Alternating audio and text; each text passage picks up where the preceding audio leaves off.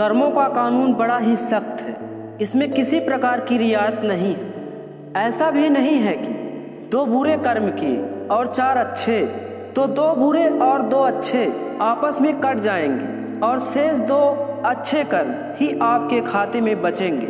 ऐसा बिल्कुल नहीं होता। आपको दोनों बुरे कर्मों का फल भी भुगतना होगा, लेकिन साथ ही साथ चारों अच्छे कर्मों का फल भी मिलेगा। यही कारण है कि इस दुनिया में कोई ऐसा नहीं है जिसकी जिंदगी में केवल सुख हो या केवल दुख ही दुख हो। सभी की जिंदगी दुख और सुख का मिश्रण होती है। हाँ, पिछले कर्मों के अनुसार किसी का दुख ज्यादा है, सुख कम है, तो किसी को सुख अधिक है, दुख कम। जब हम विचार करते हैं, पाते हैं कि कर्म किस प्रकार बनते हैं। हमारे कर्मों का आधार हमारे विचार है।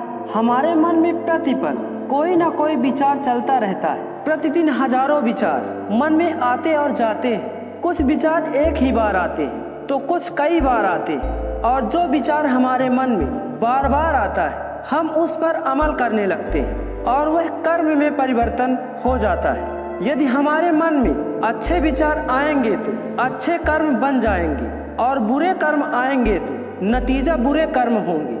मन में कोई ना कोई विचार आता ही रहता है। मन कभी शांत नहीं रहता, और इसी तरह हमारे कर्मों का सिलसिला चलता ही रहता है। इसीलिए संत समझाते हैं, इस जन्म में और अगले जन्म में खुशी होना चाहते हो तो मनसा वचना कर्मणा, किसी का भी मन से, कर्म से और वचन से किसी का भी बुरा मत सोचो और ना करो।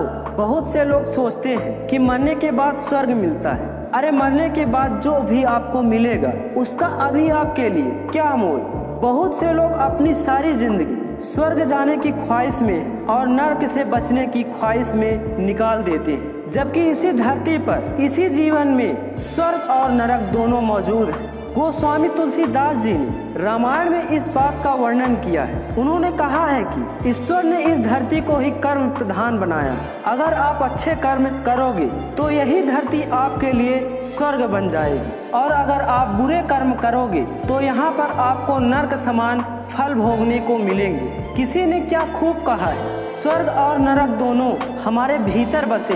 कर्म के नियम को विधि का विधान या विधि का नियम भी कहा जाता है। ईश्वर हमारे लिए वही काम पूरा करते हैं जो हमारे लिए आगे चलकर सही होता है। इसीलिए तो अनुभवी लोगों ने एक बात कही, स्वर्ग का सपना छोड़ दो, नरक जाने का डर छोड़ दो। कौन जाने क्या पाप क्या पुण्य, बस किसी का दिल ना दुखे अपने स्वार्थ के लिए, बाकी सब कुदरत पर छोड़ दो और पूरे जी जान से सफलता की ओर प्रयास करो। जिंदगी में तब तक भागते भागते काम करो जब तक सोते सोते पैसा आना शुरू ना हो जाए। हमारी कमजोरियां हमें कमजोर साबित नहीं करती, बल्कि यह बताती कि हमें और कोशिश करने की जरूरत है। और अंत में सिर्फ इतना ही कहना चाहूँगा, सिर्फ दिखावे के लिए अच्छा मत बनो। वो परमात्मा आपको बाहर से नहीं बल्कि भीतर से अच्छे से जानता है। मैं शैलेंद्र, मल्टी इम्पोर्टेंट फैक्ट्स का क्रिएटर, आपके सपनों को सपोर्ट करता हूँ। कर दिखाओ कुछ ऐसा कि दुनिया करना चाहे आपके जैसा। मिलते हैं नेक्स्ट वीडियो में एक नए टॉपिक के साथ। यदि चैनल में नए हैं तो चैनल को सब्सक्राइब करके बेल आइकन जरूर प्रेस करें, ताकि ऐसे इंटरेस्टिंग वीडियो